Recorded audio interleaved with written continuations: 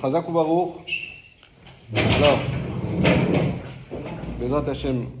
Donc vous avez vu qu'on a reçu les livres. Évidemment pour ceux qui les ont commandés, pas pour les autres. S'il y en a qui veulent commander, vous avez deux choix, soit aller directement chez Yossi, ou soit le choix un peu plus simple, vous passez par moi si vous voulez, je vous les commande, je vous les ramène à domicile. Et par contre, il faudra toujours payer à Yossi, ça ne faut pas changer. Voilà, comme vous voulez. En tout cas, c'est quoi qu'il arrive, n'ayez pas peur d'acheter des livres, même si on l'utilise pas beaucoup. Je ne vous garantis pas qu'on va faire tout le livre, mais ce qu'on utilise, on l'utilise dans la maison. Je sais que chaque livre, il ramène de la bracha, il ramène de la gdoucha dans la maison.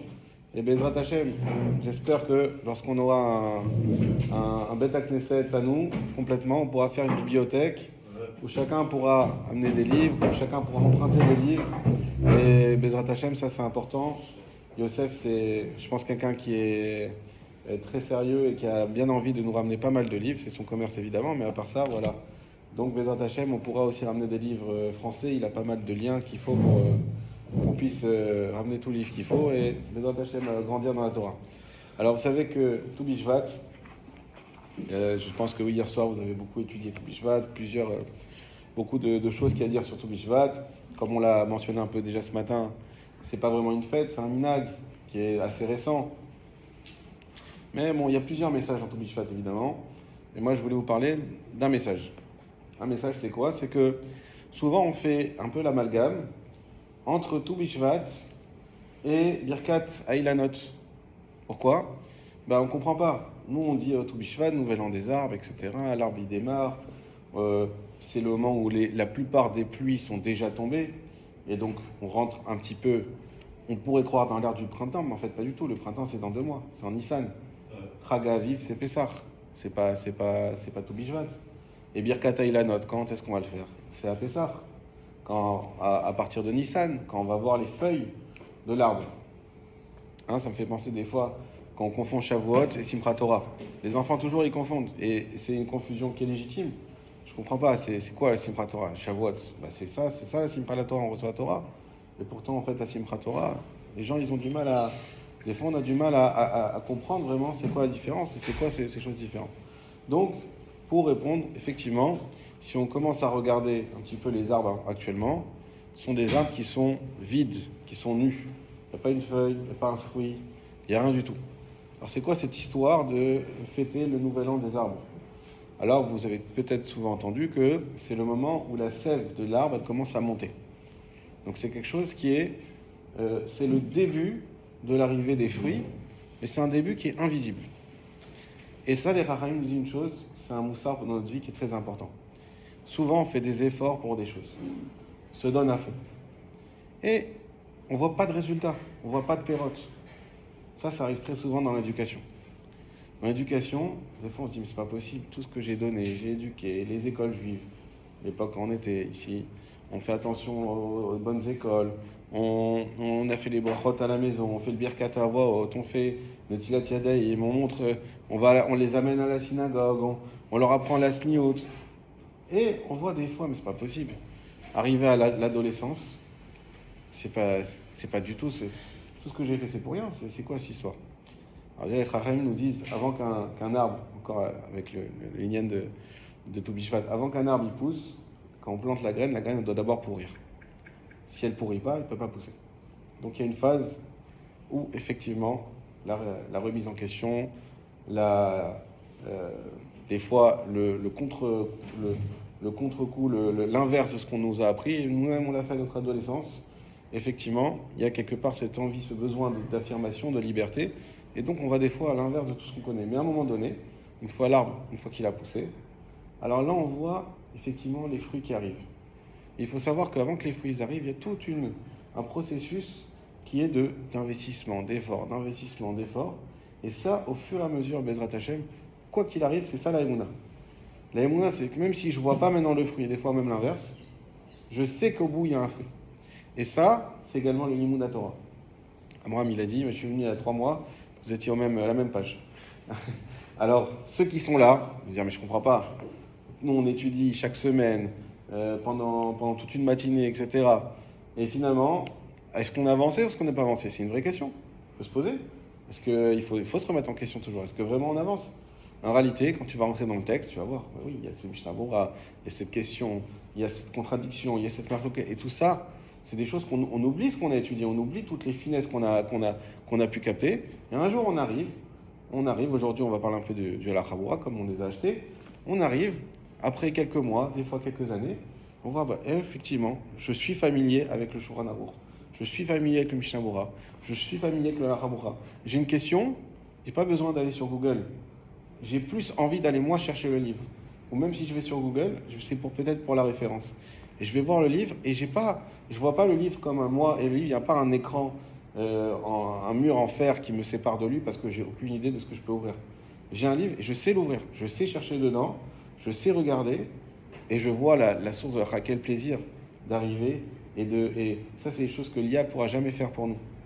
Vous connaissez cette histoire qu'il y a eu récemment avec ils ont mis un faux rave. Vous ne connaissez pas, vous n'avez pas entendu? Faux rave IA qui a fait des centaines de milliers d'abonnés très très rapidement. Et ils ont vu, je ne sais pas plus quelle association ou en tout cas il y a une société qui a vu qui a découvert Signa en voyant des incohérences, des approximations, des mauvaises traductions, je ne sais pas. Ils ont vu, ils ont trouvé que ils ont découvert que c'est une IA, ils l'ont publié. Et malgré tout, des gens qui sont restés abonnés là-bas. Pourquoi? Parce que, effectivement, il a apporté du réconfort. Et ça, une IA, elle ne pourra jamais être à votre place dans votre tête. Elle ne pourra jamais vous apprendre à être ce que vous êtes. Elle ne pourra jamais vous construire. Oui, bien sûr que elle peut aider, mais elle ne pourra jamais vous construire. Et donc ça, il nous faut nos livres. Il faut qu'on aille, qu'on apprenne à étudier, qu'on apprenne dans les textes, qu'on apprenne dans les mots. Et ça ne sera jamais remplaçable. Donc Bezrat Hashem, on a eu la chance d'avoir les brachot ce matin, que ça amène des brachot à tous ceux qui ont participé, les brachot des fruits, les brachot des gâteaux. Toutes ces brachot qu'on fait à Toubishvat, Bishvat, c'est pas juste des brachot, c'est des brachot que vous avez pu voir, des ségoulottes, l'olive pour l'éducation, le gâteau c'est pour la chorma, et toutes ces ségoulottes-là pour pouvoir avancer. Et Bezrat Hashem, le but c'est d'avancer et de pouvoir construire. Nous ici on est à Naharia, chacun il est là où il est. Alors nous, notre but ça doit être de construire à Naharia. Vous habitez à Naharia, comme vous savez qu'il y a une halakha sur quand on doit donner aux pauvres, la tzedaka. Première chose, tu donnes à ta famille. Va pas chercher celui qui est à Jérusalem. D'abord, tu as des gens dans ta famille qui sont dans le besoin. Quoi, tu vas être un très grand donateur à des associations et que ta famille elle est dans le besoin. Et tu n'as rien compris.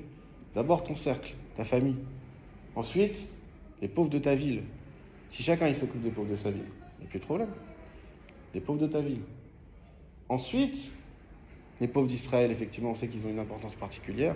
Et tu peux, Bezrat Hashem, grossir. Mais, alors nous on investit ici, alors il ne faut pas avoir peur de faire des efforts, d'investir, de faire grandir les choses. Et c'est sûr que ça va donner des fruits, même si, des fois, ça prend du temps. Bezrat Hashem.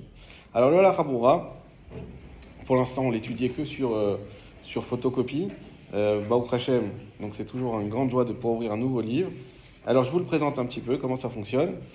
On a, donc ici, les simanim, dans la page toujours de gauche. C'est ça. Ce que tu avais envoyé là, ça marchait? Exactement, ouais. Pas très bien. Pour ceux qui n'ont pas encore le livre, comme ça, vous voyez l'importance d'avoir le livre.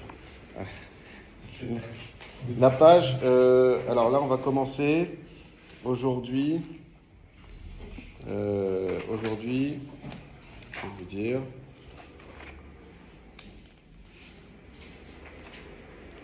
Non, Yud Bet, c'est avant. Aujourd'hui, on va reprendre le Yud qu'on n'avait pas fait dans la Chabura. Oui, page 113. Donc là, on a le Siman. Donc quand vous cherchez, nous, c'est le Siman du Shulchan Aruch Kuf Lamed He. Vous cherchez à chaque fois, les Simanim, ils sont écrits à chaque fois là. Et ensuite, vous avez ici le Shulchan Aruch qui est cité. Donc exactement comme le Shulchan Aruch. Et ici, vous avez le Chabura. Et vous verrez qu'il y va par thème. Donc il va à la fois selon la halakha du Shulchan Aruch et à la fois par thème. Et donc ensuite vous pouvez chercher en fonction de la question que vous voulez élucider le thème qui peut correspondre. Je vous donne un exemple que j'ai entendu tout à l'heure. David et Abraham qui disaient est-ce qu'on peut faire monter un Lévi en Rishon? Alors on cherche d'abord Shulchan Aruch, on voit que c'est la halakha Vav. Donc on va ici, on va chercher la halakha Vav. Voilà. La halakha Vav. Page 101. Voilà, non, 101 c'est G. 103. Voilà, 103, vous avez la Chavav ici, le Shulchan Aruch. Donc ici on a ensuite en bas, vous voyez, il y a écrit Ichar Kohen Levet HaKnesset. Est-ce que le Kohen qui est en retard? Donc on sait que ça, c'est pas notre question. On avance. Aliat Levi la Torah Keshen Kohen. Ah, page 105, donc du coup, juste après. Bon, faire monter le Lévi lorsque il n'y a pas de Kohen. Et là, je commence à lire. Effectivement, Vimra sous la haute Lévi Rishon, Minkom Kohen, Rachaim la Sot Keren. J'ai ma réponse. Si le Lévi, il veut monter en Rishon à la place du Kohen, l'Irvod à Kohen, sous contrôle du Kohen, mais si le Kohen n'est pas là, eh bien oui, on peut faire monter le Lévi en Rishon, etc., avec les conditions qui sont là. En haut de la page 101, tout en haut, c'est écrit Alaha He. On n'a pas le même? C'est possible, hein, il y a différentes éditions. Ah oui. Tu vois, moi je sais que c'est comme ça en fait. Ah, alors c'est pas les mêmes pages. Après, en fait, moi, je suis en il est encadré comme ça. Ok, bon, alors moi c'est une ancienne édition, c'est vrai. Ah, ok. Bon, c'est pas grave. C'est difficile pour suivre. Il faut que tu changes d'édition. Oui. Donc c'est pas 113, c'est pas 113. Alors c'est pas 113, mais justement, tu vas devoir chercher tout seul. C'est l'alacha. Alors maintenant, ce qu'on va faire nous, c'est l'alacha Yud. Yud, ça y est. Alacha Yud. C'est avant. Donc c'est pas les mêmes pages, mais c'est pas grave. En tout cas, vous avez compris. En haut, vous avez le Siman, le Shulchan Aruch qui est cité, et ensuite le Halacha Bora qui cite ça par thème. Voilà. C'est Yud. Halacha Yud aujourd'hui. Dans l'encadrement, là, je suis pas là, on va encadrer en fait. Très bien. Et après, en dessous, Non, 108, c'est tête. Il y a Yud, après il y a Yud. Exact. Je sais. Voilà. Alors, on y va. Vous voyez Cohen, Achar Cohen, Velevi, Achar Levi? Ouais. Dans les... Ah oui, je ne vous ai pas présenté aussi en dessous le Shahar Tziyun et le Birur Halacha. Ça, ce sont des... On le fera peut-être une autre fois. Le Shahar Tziyun, c'est uniquement les sources. Donc si vous allez chercher les sources de ce qu'il dit, parce qu'évidemment, comme tout mon rabbin, il donne des halachot, mais pas que, il donne ses sources.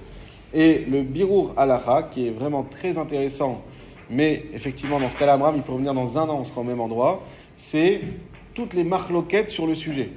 Et comment, en fonction des marloquettes, des rishonim, lui, il a été dans un sens plutôt que dans un autre. Par rapport à la Gemara. Non, c'est sur les rishonim, c'est après la Gemara. Donc ça, c'est aussi intéressant, c'est ce qu'on appelle du pipoul. De temps en temps, c'est intéressant, mais effectivement, ça, c'est quand on sera là tous les jours, jusqu'à 13h. Donc ça, Bezrat Hashem, ça... 22h. Il faut travailler un peu quand même, mais voilà, Bezrat Hashem. En tout cas, on avance, Kohen, Achar Kohen, Velevi, Achar Levi. Asur, La'alot, la Torah, Kohen, Achar Kohen, Belo, Efsek, Benehem. Donc là, vous retrouverez ce qu'on a vu dans le Shulchan Aruch, également dans Mishnah Bora. Mais pourquoi c'est intéressant de faire la Habura? Premièrement, il amène d'autres cas qui ne sont pas ramenés ici. Deuxièmement, il donne un psak halacha, qu'on soit sûr que c'est bien comme ça qu'on doit faire la halacha. Hein? Là, on est dans le halacha bura, donc la deuxième partie de la page. Et dans Kohen, le titre, Kohen, Achar Kohen, Velevi, Achar Levi. Ah oui, d'accord, c'est dessus. Tu l'as? Oui. Super.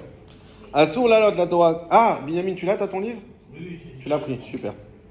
Asur la lot, la Torah, Kohen Achar Kohen, Belo Efsek Benehem. On n'a pas le droit donc de faire monter un Kohen après un Kohen sans interruption entre eux. Vechen Asur la lot, la Torah, Lévi Achar Lévi, Belo Efsek Benehem. De même, on ne pourra pas faire monter un Lévi après un Lévi sans interruption. Ça, on avait déjà expliqué en long en large pourquoi. Velachen, que chez En Lévi Bevet HaKnesset, là, c'est la raison pour laquelle s'il n'y a pas de Lévi à la synagogue, Yale Bim Komo, Oto à Cohen, chez Ala Liad Cohen. On fera monter à sa place le même Cohen qui est monté à la Liad de Cohen, c'est-à-dire en premier. Velo Yale Bimkomo, Cohen Acher, et on ne pourra pas faire monter à la place du Lévi un autre Cohen. Pourquoi? Parce qu'on se fera Cohen Acher Cohen. Urmo Shin Bareleel, et comme ça a déjà été élucidé, expliqué plus haut. Umina Gasfaradim Vedut Amizrach. Et l'habitude des Sfaradim est Edut Amizrach, donc ça c'est nous les Edut Amizrach, laquelle la lot la Torah, mais aliat Levi, ve'ala Cohen, Achar Cohen, au Levi, Achar Levi, Be'efsek, Israël Benehem. On a l'habitude de faire monter, donc, dans les autres aliotes, à partir du Shlishi, un Cohen après un Cohen ou un Lévi après un Lévi à partir du moment où il y a un Israël entre eux. Bah, vous me dire, c'est exactement ce qu'on a dit avant. Non, parce qu'on avait vu, c'est pour ça que c'est important que nous, on a le Shulchan Aruch Mishabur en tête, qu'il y en a qui voulaient dire que le Cohen et Lévi peuvent monter que premier et deuxième. Et c'est fini, ils ne peuvent plus monter les autres montées. On avait vu cette chita des Ashkenazim, du Rama. Voilà. À la limite, ils toléraient le Chevi et le Maftir, mais pas les montées du milieu. Là, il nous dit non, nous pour les Sfaradim, aucun problème de faire monter un Cohen, par exemple, en 4e position. Faire monter un Cohen en 5e position. Pas de souci, ou un Lévi, pareil. Pourquoi? Parce que pour nous, il n'y a pas de ce souci-là. On avait vu dans le Shulchan Aruch. Ve'ena makbidim lalot Cohen trila, ve'acharav Lévi, ve'acharav Israël. Et on n'est pas makpid, on n'est pas pointilleux de devoir refaire le processus à chaque fois. Vous vous rappelez, on avait vu cette chita aussi, de dire qu'il fallait faire Cohen, on fait donc Cohen, Lévi, Israël, ça c'était le truc normal. Et si tu veux faire monter un autre Cohen ou un autre Lévi dans la suite des 7 montées, il faut que tu refasses Cohen, Lévi, Israël. Cohen, Lévi, Israël. Il faut faire toujours ce trio dans cet ordre-là. Et là, il dit non, on n'est pas makpid de faire ça. Vena makpidim la Cohen trila, v'chaliu Israël. Vekodem sheyale à Cohen, et avant que monte le Cohen ou le Lévi, Omrim, il faudra qu'on rajoute une phrase et qu'on dise Afalpi chez Cohen, Afalpi chez Lévi. Donc il faudra toujours dire, bien qu'il soit Cohen, pour enlever ceux qui disent oui, mais si je fais monter Cohen en 4e, les gens vont dire bah c'est pas un bon Cohen. Pourquoi il monte en 4e? C'est un Israël alors. Il s'appelle Cohen, mais en fait c'est un Israël. Alors on dit non, Afalpi chez Cohen, donc on atteste bien que c'est un bon Cohen. Quand même, il monte 4e position. Comme ça, on a enlevé les problèmes.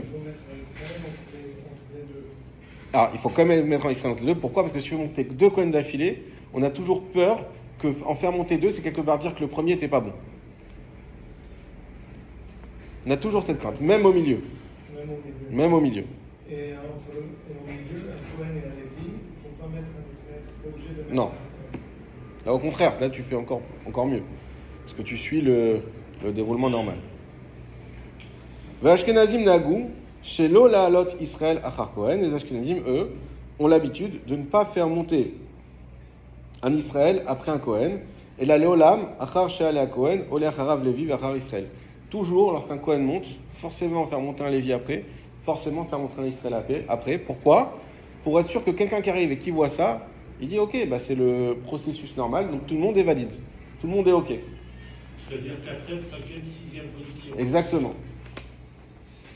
Venagu od Ashkenazim, et les Ashkenazim ont également l'habitude, chez Lola Klal Cohen Velevi, Miminyan Shiva, de ne pas faire monter, donc d'autres finalement Ashkenazim, de ne pas faire monter du tout le Cohen et Lévi dans le compte des 7 montées, et là les Halit, Arishona, Veashnia Bilvad, mais uniquement première et deuxième montée. Verak, Beshat Atrak, Miklim Bazé, et c'est que en cas de difficulté, on avait dit s'il y a une Brit Mila, s'il y a un mariage, s'il y a un événement qui fait qu'on doit faire monter plusieurs Kohanim, alors il n'y a que là où il serait d'accord, mais sinon, en cas général, non. Veaf Lefi Minagzé, et même d'après ce minag-là, donc de ne pas les faire monter au milieu, Bediavad, Im Gvar Karou le Kohen, Ole Levi, la Lot, Minyan Shiva, Olim. Si on avait déjà expliqué l'importance que quand on appelle quelqu'un, qu'effectivement il arrive à la Torah. C'est très important qu'il monte à la Torah une fois qu'on l'a appelé. Et donc même d'après les Ashkenazim, il faut le savoir, et même si eux ils disent on ne fait pas monter un Kohen en 5e position, et ben une fois qu'on l'a appelé, trop tard. Même d'après eux, il faut qu'il monte. Il m'effchar, il faut à Aliyah de Maftir, et si possible, le mieux sera de dire ok, alors on s'est trompé, on l'a fait monter en 5e position, on fait monter un Israël à la place, il reste à la Teba, et il monte au Maftir. Comme on a expliqué, le Maftir c'est séparé, et donc ça c'est bon d'après tout le monde. Vim, Yefchar Yale Leoto Aliyah, Shekaroulo. Si, dans le cas où il est impossible de le faire monter à l'Aliyah où on l'a appelé. Est-ce que les Ashkenazim vont monter en 7e? Alors on a vu qu'il y avait oui, il y avait non.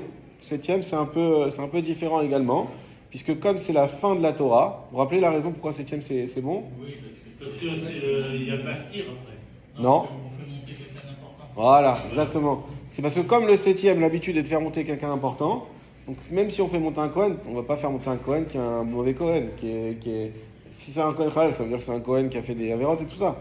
Donc si on fait monter quelqu'un d'important, c'est que c'est un bon Kohen. Donc il y a cette idée de dire que pour le Chevi, on ne va pas avoir de mauvaises pensées.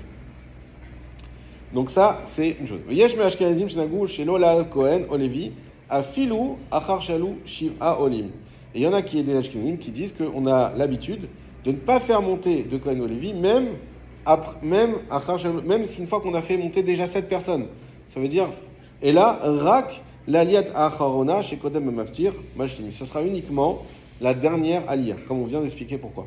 Les filles minagzé, que chez Torer bedavar, d'après ce minagla, s'il y a un besoin, que gon shishnam shne khatanim, ou le chol echad mem yesh kruvim kohanim velevim, comme par exemple il y a 2 khatanim, et qu'ils sont dans la famille des khatanim, il y a beaucoup de kohanim ou de lévim, cholkim aparacha lishnaim. Vous vous rappelez de ça? On était un peu surpris. Et bien, vu qu'on ne fait pas montrer d'après eux dans la même paracha des kohanim et des lévim au milieu, et bien on coupe la paracha en 2. Vekorin mitrila shiva olim leechad. Dans la première partie, on fera monter 7 personnes. Vesrosim vekorim shiva olim lesheni. Et on refera monter encore 7 personnes dans la deuxième partie de la paracha. Donc, on voit que ce minag-là qu'on avait lu comme ça, c'est un minag qui est à la chalemaase, quelque chose qu'on peut faire. Hein, c'est très chidouchique. On voit jamais ça. Et bien, il faut savoir qu'on peut le faire. On peut faire 2 fois 7 montées dans la Torah en coupant la paracha en 2. Ou ben minag asfaradim, ou ben minag ashkenazim, et que ça soit à la fois pour les ashkenazim et pour les sfaradim, mutar la kohen ou levi les maftir. Tout le monde est d'accord qu'on peut faire monter le kohen ou levi au maftir. Veomoim afalpi chez au kohen, afalpi chez ou levi. Et on dit bien qu'il soit kohen ou bien qu'il soit levi. Ensuite, Ravzaïn. Keshem chez en la lot kohen achar kohen, car en la lot kohen achar levi. Velachen en la lot kohen la aliyat shlishi achar shealou kohen velevi. De la même manière qu'on ne peut pas faire monter un kohen après un kohen, on ne peut pas faire monter non plus un kohen après un lévi. Et donc, le kohen ne pourra pas monter 3e position lorsqu'on a fait kohen et lévi au début. En réalité, vous comprenez que dès lors qu'il y avait un kohen qui est monté en premier, le kohen ne pourra jamais monter en 3e position. Le seul cas où le kohen peut monter en 3e position, c'est s'il n'y avait pas de kohen de base, lui il arrive en retard par exemple, et où il est sorti pour une raison X ou Y, comme on en avait un petit peu parlé la dernière fois, et il est sorti, et là il re-rentre dans la pièce. Effectivement, on a eu Israël, il peut monter 3e position. Mais sinon non, parce que si on a Cohen, on ne peut pas faire Cohen en 3e Cohen.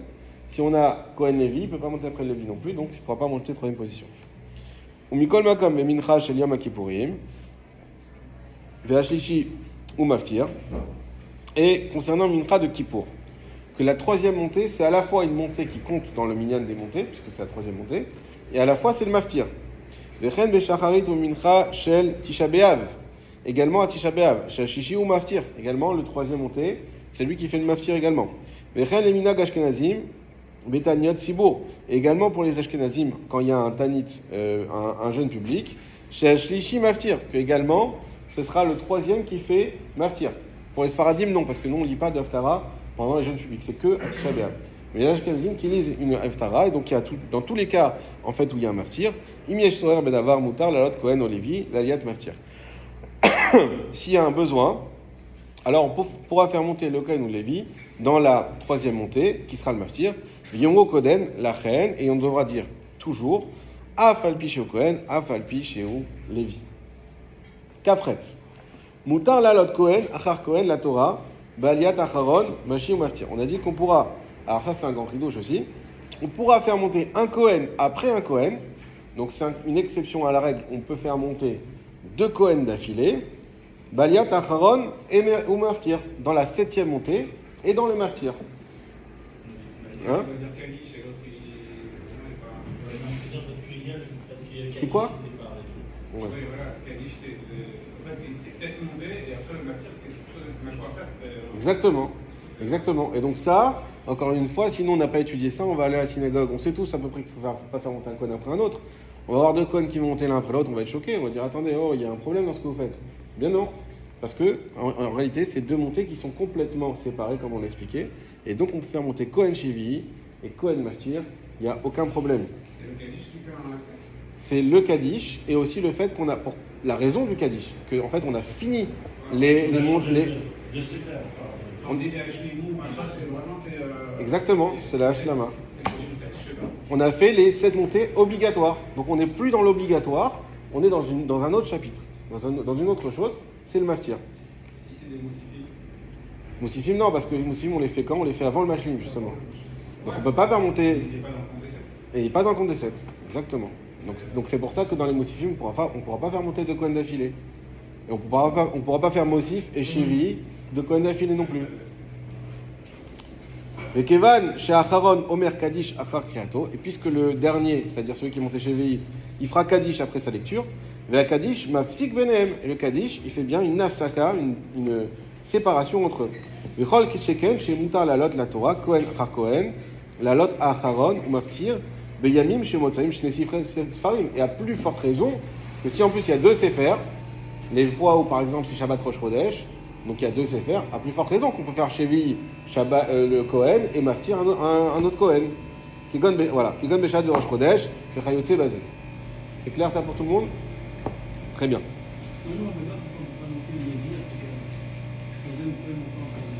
Pourquoi on ne fait pas monter quoi, t'as dit? Le Kohen en troisième.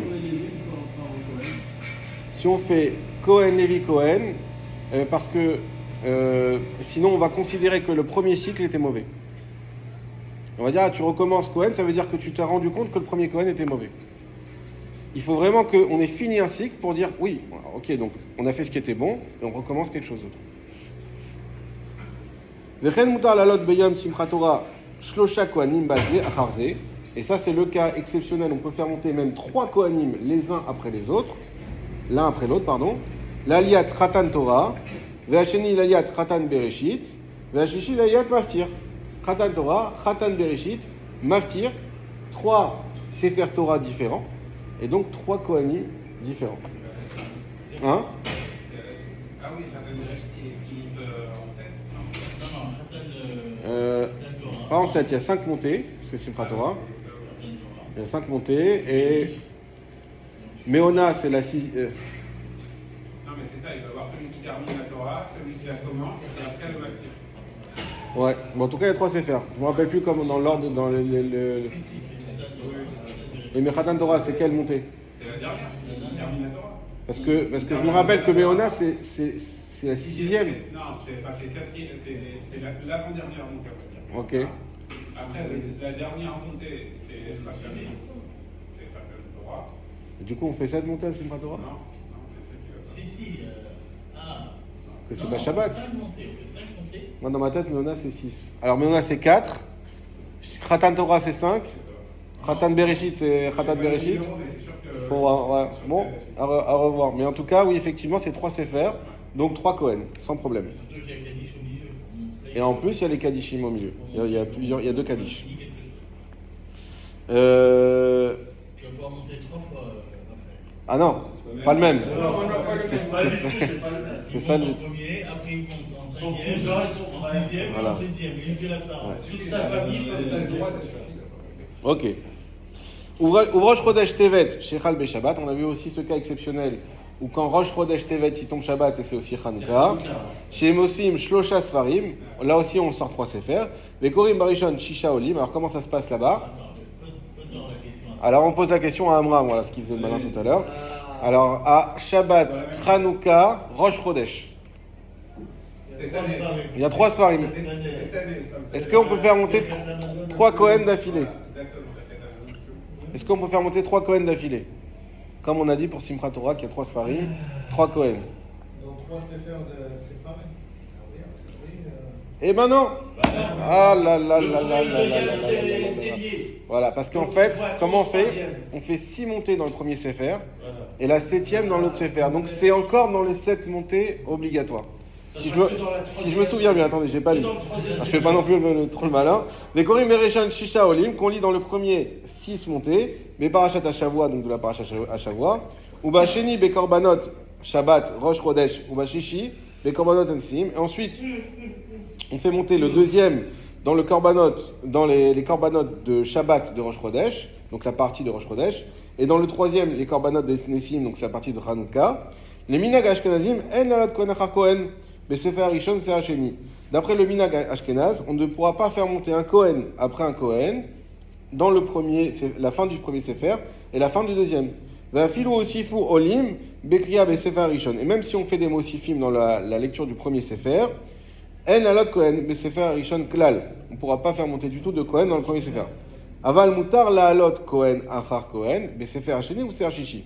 Mais on pourra faire monter un Kohen après un Kohen entre le deuxième sefer et le troisième. Donc pour l'instant c'est Ashkenaz, ça sent mauvais pour moi. Donc Ashkenaz c'est quoi? Et c'est ce que je viens de dire, c'est que la fin du premier sefer, on ne pourra pas faire monter un Kohen. La fin du deuxième sefer, oui. Et enchaîner le maftir avec un autre Kohen, encore oui. Pourquoi? Parce qu'entre les deux, il y a le Kaddish. Contrairement au premier et deuxième sefer où il n'y a pas de Kaddish, parce qu'on est encore dans le même chiyuv des 7 montées.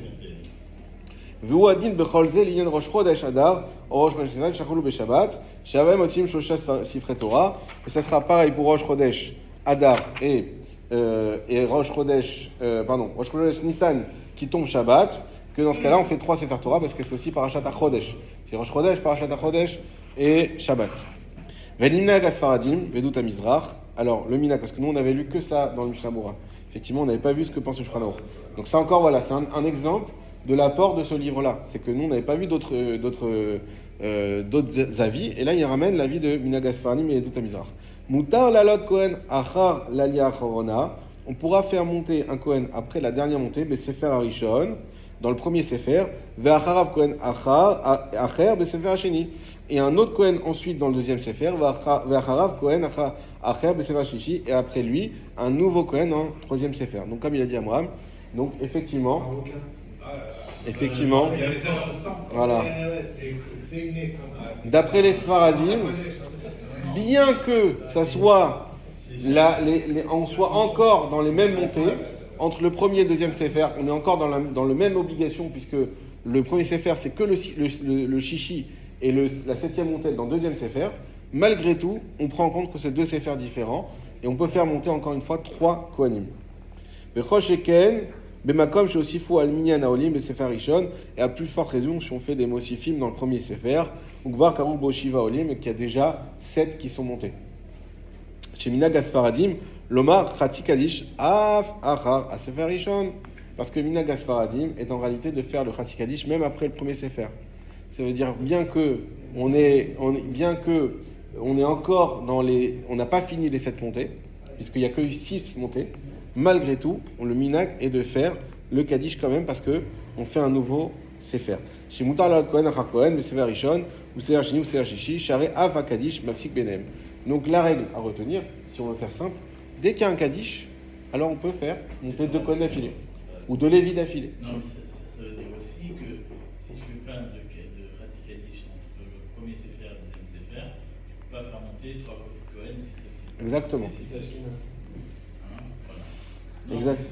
Exactement. Car où la Kohen ou la Lévi, Veno Sham. Alors, autre cas qu'on avait vu, c'est lorsqu'on appelle le Kohen ou le Lévi, ils sont pas là. Celui qui fait monter les gens, il s'est trompé. Bimkom shenoagim likro laolim la Torah beshemam. Au lieu d'appeler ceux qui doivent monter la Torah par leur nom, im karu la Kohen ou la Lévi beshemam la lot la Torah. Si on a appelé le Kohen ou le Lévi par leur nom à monter la Torah, velo ayu bet hakneset. Ils sont pas bet hakneset. Par exemple, on a l'habitude de chaque Shabbat, Frédéric, chaque Shabbat, il a bracha quand il arrive. Et on appelle Yamad Hashavatov, comment il s'appelle, celui qui lit la Torah, Yaakov, machinalement, il dit quoi? Yamad Hashavatov, Amram ben Chaim Alevi. Il est où? Il est à Eilat. Il fallait faire gaffe. Alors qu'est-ce qu'on fait? Le problème, c'est qu'est-ce qu'on fait avec l'autre qui va monter à sa place. C'est problématique. Lo ikraou la Kohen Levi achar beshemam. Alors on ne pourra pas appeler celui qui remplace par son nom. Ça aussi, c'est fin. Donc c'est-à-dire que s'il y a un autre Lévi, on peut le faire monter, mais on ne doit pas dire son nom. On doit le faire monter sans rien dire. Il y a un autre Lévi, Exactement. Je viens de me rendre compte que j'ai anticipé sur le Shulchan qu'on n'a pas encore fait ici. Donc je m'arrête, on continuera donc cette partie-là après avoir fait Shulchan Aruch. Ah oui, il faut que tu puisses revenir dans un mois et que ce soit encore un jour. Je me sens pas déplacé. Alors Yud Aleph, on reprend donc le Mishnah Berurah.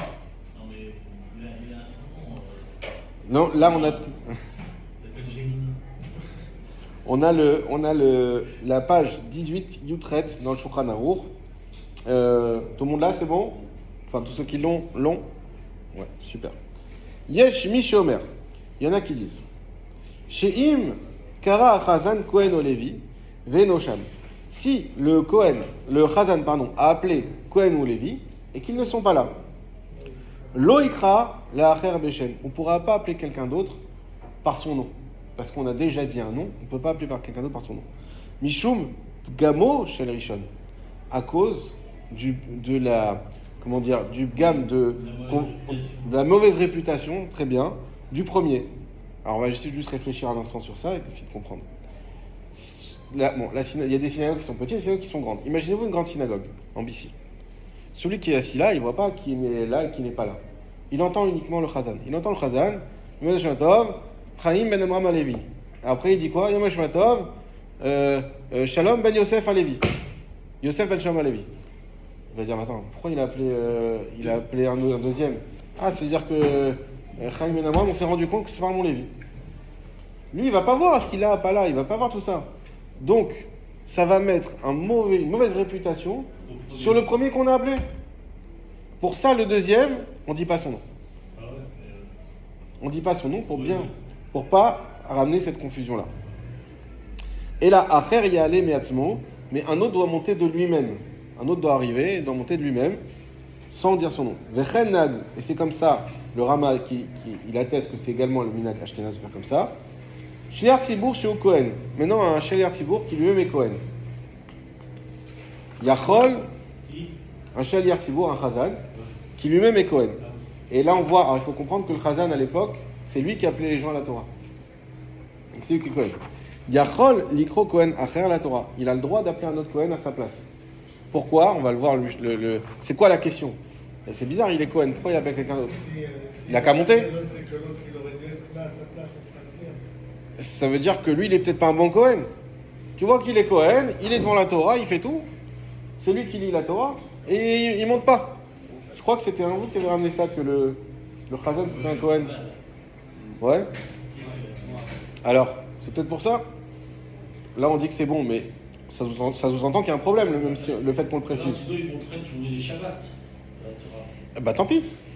Et les autres Kohanim, ils peuvent pas. Eh ben les autres Kohanim, qu'est-ce que je te dis? Ouais, c'est ça. Alors venez, on prend le Mishnah Bura. Mishnah Bura Yud Aleph. C'est à gauche au milieu, à la fin. Kohen ou Lévi. Aval be Israël. Alors on a dit que si on a appelé le Kohen ou Lévi par son nom et qu'il n'est pas là, donc on a dit on fait monter quelqu'un d'autre sans l'appeler. Maintenant, est-ce que si on a appelé un Israël par son nom, pareil, on croyait qu'il était là, même cas, finalement il n'est pas là. Est-ce qu'on peut appeler quelqu'un d'autre par son nom à sa place? Donc ce qu'il nous dit, si c'est un Israël, im kero ve'enosham, si on l'a appelé et qu'il n'est pas là, yachol ikron l'acher bishmo. Il n'y aura aucun problème à appeler quelqu'un d'autre par son nom. Pourquoi? Dit Israël lo shayach gama. Parce que sur Israël, il n'y a rien à craindre, il n'y a aucune mauvaise réputation qu'on peut faire. Ah, tu me diras, si, peut-être on va croire que c'est un mamzer ou des trucs comme ça. D'afil ou mamzer, moutar la Torah. Parce que même s'il était mamzer, il a le droit de monter la Torah. On le dit Kame, Siman, Resh Pebet, Saïf Gimel, comme on l'a précisé plus loin, dans Siman Resh Pebet, Saïf Gimel. Donc ça veut dire quoi? Ça veut dire que, qu'est-ce qu'on peut craindre sur Israël? Rien du tout. Même on dit Yamad Shematov, Michael Ben Daniel, et après, David Ben Massoud, bah non, il n'y a pas de problème. Pourquoi? Non, mais pourquoi on a appelé un autre? Peut-être Michael il n'est pas bien. Bah si, c'est quoi pas bien? Alors vous allez dire, peut-être on croit qu'il n'est pas juif. Ça, ce serait ce qu'on pourrait dire. On va pas jusque là. Quand même, on le connaît, il est là, on va pas dire ça. Je fais une comédie. Sauf si c'est un jour de jeûne. Exactement, ça c'est vrai, on peut dire qu'il jeûne pas. Mais même quand c'est quelqu'un qui jeûne pas, on sait qu'il peut pas jeûner pour des raisons médicales. Qu'il n'y a même pas de... Ça, on avait cette question pour les restaurants. Est-ce qu'on a le droit d'ouvrir un jour de jeûne? Alors, il y a plusieurs raisons. Il y a la raison, on va dire, moderne et la raison ancienne. La raison ancienne, c'est quoi? C'est, tu sais pas, peut-être qu'il jeûne, peut-être qu'il est malade. Celui qui commande. D'un côté, vous savez, on a la misa de l'Otiten Mirchol. On n'a pas le droit de... L'Isnei vers l'Otiten Mirchol, tu ne peux pas mettre une embûche devant un aveugle. Moi, je me rappelle, il y a une fois, j'étais à un restaurant pendant la période de Tisha B'Av, et il y a eu tout un un vicouar, ils se sont disputés parce que le gars voulait pas servir du vin. Il dit je commande une bouteille de vin. Il dit non mais je peux pas vous servir du vin. Déjà en plus c'était permis de la halakha, mais lui il pensait que c'était interdit. Il dit non je peux pas vous servir du vin. C'est la semaine Shabbat. Il dit mais de quoi vous mêlez je veux du vin, servez-moi du vin. Vous êtes un restaurant ou vous êtes quoi? Et le serveur voulait, et donc ils ont commencé à se disputer. En tout cas la question, t'es un restaurant. Si tu donnes à manger aux gens qui vont pas jeûner, c'est ta faute après s'ils jeûnent pas. C'est l'autre de même chose. Quoi? Pas de Tisha B'Av, c'est la période d'avant. Je sais plus si c'était dans le mois ou dans la semaine, enfin peu importe, c'est un moment où on mangeait pas de viande en tout cas. Sûrement à partir de Rosh Chodesh. Mais on sait que le vin, il y a beaucoup qui ont une acte de prendre le vin. Juste, voilà. Bon, en tout cas, alors la question des restaurants. Alors, la raison ancienne, pourquoi? Parce que dit oui, mais peut-être ça peut être pour des enfants. Et deux, ça peut être, même si tu vois que c'est un adulte qui va manger, peut-être tu sais pas, ça se voit pas, mais il est en mauvaise santé. Il va manger dans un restaurant pas caché. Et il doit manger. Ça, c'est la raison moderne. La raison moderne, mais ça à l'époque, ça suffisait pas. C'est dire, oui, sinon, si tu lui donnes pas à manger, il va faire pire que de ne pas faire le jeûne, il va en plus manger pas caché. Mais bon, ça, c'est encore autre chose. En tout cas, là, ce qu'on va dire, c'est qu'effectivement, pour le Israël, Le restaurant est ouvert à Kippour. à Kippour, c'est compliqué. Mais après Kippour, oui. En tout cas, pour le Israël, on ne craint pas d'appeler deux Israël l'un après l'autre par leur nom, il n'y a pas de problème. Venosham, on a dit dans le cas où le Lévi ou le Kohen n'est pas là. Vimoto Kohen, Mikpalel. Maintenant, autre cas. On appelle, excuse-moi Frédéric, on prend toujours te prend comme exemple. On profite que tu es là. Voilà. Parce que tu as un bon Lévi. Il y a Amod Hashematov, Amram et Chaim Alevi. Et là, à ce moment-là, qu'est-ce qu'on voit? Et il est en pleine Amida. Alors, est-ce qu'on peut appeler un autre Lévi à sa place ou pas? C'est pas qu'il n'est pas là, c'est qu'il est indisponible. Il est indisponible. Voilà. Moutar likrot achar beshem. Achar beshem. Dans ce cas-là, on pourra appeler un autre à son nom. Pourquoi? D'akol roim shebifi sheno yachol lafsik bitfila enole. Parce que là, on voit qu'il prie. Autant s'il n'est pas là du tout, on le voit pas. Donc celui qui le voit pas, il va pas non plus chercher. Il va dire on l'a appelé. Mais là, on le voit qu'il prie. Donc lui-même atteste que s'il n'est pas là, si on n'y monte pas, c'est pour une raison bien précise. Et donc là, les Chachamim permettent d'appeler un autre à son nom, en citant son nom, le nom du deuxième. C'est comme pour le poème de Tzedek Shema. Exactement. On appelle un frère et on l'appelle par son nom. Exactement. Mais là, le chidouche, c'est qu'on a appelé quand même le Kohen. Ah ouais. Tu comprends? Ah ouais. C'est pas juste qu'il est là. Oui, c'est l'excuse. Mishum Gamo, on a dit que on craint d'appeler au cas où le Kohen n'est pas là ou Lévi n'est pas là, à cause de la mauvaise réputation. Des Isberu chez Noda Betorkar chez Upagum. Parce qu'on va expliquer sinon que c'est parce qu'il est Pagum qu'on ne le fait pas monter. Vechadvu Acharonim, Pagum c'est-à-dire défaillant. Vechadvu Acharonim, et Acharonim ont écrit des Mikol Makom, que de toute manière, Beno Moutar Likro Beshem. On peut appeler son fils. Alors on va prendre Raphaël comme exemple. On veut faire monter Raphaël à la Torah. Et il se trouve que Raphaël n'est pas là ce Shabbat. On n'a pas fait gaffe. Mais Nathaniel est là. Est-ce qu'on a le droit d'appeler Nathaniel à son nom? Oui. Pourquoi oui? Parce que si son fils, c'est un bon Kohen, c'est bien la preuve que lui, c'est un bon Kohen. Donc on va pas dire, ah, tu vois, tu fais monter un autre Kohen, ça veut dire que lui, c'est pas un bon Kohen. Mais c'est son fils. Le simple fait qu'on te le fait monter atteste déjà que lui est un bon Kohen. D'imita chez Pagoum, parce que si lui, il avait été Pagoum, Veno Pagoum, mais même le fils aurait été Pagoum aussi. Comme on a dit, malheureusement, on a expliqué ça la dernière fois, que quand il y a un Kohen qui est halal, c'est fini, c'est tout, sur toutes les générations. Et on avait donné l'exemple d'époque où il changeait carrément le nom. Je crois qu'il y en a qui avait dit que les Haddad, c'était d'anciens... c'est toi qui avais dit. C'était d'anciens Kohanim.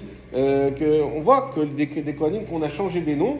Pourquoi? Pour pas qu'on croit que c'est encore des Kohanim. Aval Aviv Assour. Par contre, on pourra, si on s'est trompé et qu'on a appelé Nathaniel, on ne pourra pas faire monter le père. Pourquoi?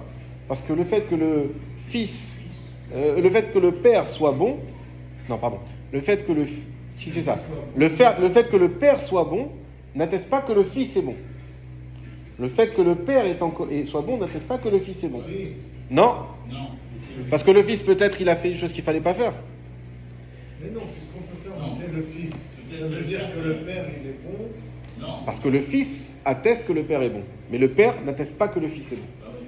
Parce que le père il peut être pécheur, il a fait quelque chose de pas bien. Si le fils il est bon, pour bien comprendre, c'est quoi les cas qui sont pas bons? C'est un Cohen qui va se marier avec une divorcée, une guillorette, ou qui va au hein? Il avait un fils bien caché un peu. Voilà. Après, il divorce, il se remarie avec une femme qui est pas Non, mais cachée. lui-même, Exactement. Le fils, il reste. lui-même, Ou un Cohen, on a dit, qui respecte pas l'interdiction d'aller au cimetière. Ça, ce sont les cas où le Cohen, ça le rend pas bon. Maintenant, c'est quoi un Cohen halal? C'est pas un Cohen qui fait ça, c'est le fils d'un Cohen qui vient d'une union interdite au Cohen.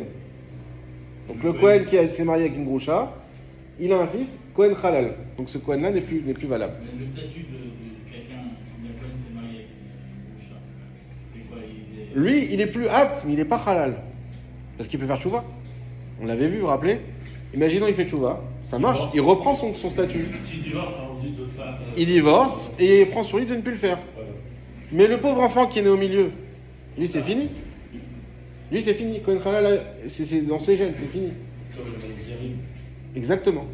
Donc maintenant qu'on a compris ça, si je fais monter un fils qui lui, j'atteste qu'il n'est pas halal, c'est bien la preuve que son père n'est pas halal, parce qu'on a dit que ça se transmet comme ça. Mais par contre, si le fils, lui, malheureusement, il est parti en vrille, et il a épousé une femme qui prouvait qu'il n'avait pas le droit, je fais monter le père, même si le père est saint sadique, ça ne veut pas dire que son fils est saint sadique, ça ne veut pas dire qu'il a gardé ce qu'il fallait. Donc je ne pourrais pas faire l'inverse. Donc on répète pour ne pas s'embrouiller. Si j'ai appelé un Cohen qui était absent par son nom, est-ce que je peux appeler un autre Cohen par son nom?